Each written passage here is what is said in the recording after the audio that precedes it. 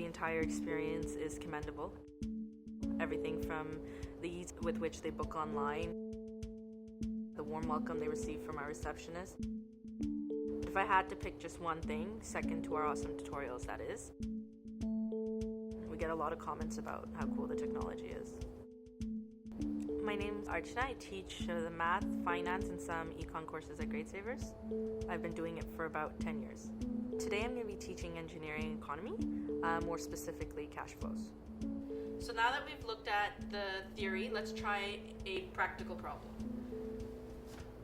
So here's a cash flow. We have to try and find the internal rate of return. We're going to start by writing out the equation, which we've looked at.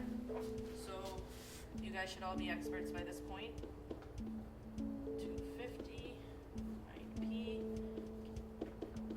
for 5 years. So the first step is going to be to divide both sides by 250.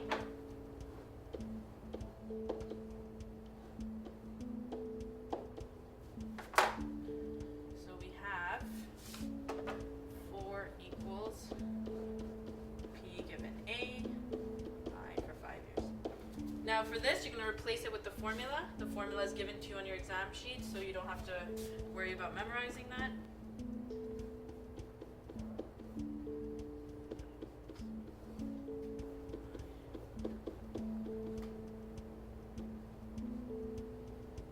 So how do we solve this equation for I? Trial and error. Exactly. We've been taught in class to use trial and error. However, trial and error takes a really long time, so do you think it's going to come up on the exam? No, it takes too long. It might actually just show up, but it would come in the form of a multiple choice. When this comes up on the exam in the form of multiple choice, don't start by plugging back the smallest number or the biggest number. Always start by one of the numbers in the middle. That way, once you plug in 9, if it's too big or too small, you can judge and pick the answer quicker. It'd either be 12 or 8 or 12 or 15. So let's start by trying to plug in 9. So we're going to try 9%. Again, we're putting in a percentage, so don't forget to convert that back into decimals. So 1 plus 0.09. 0.09.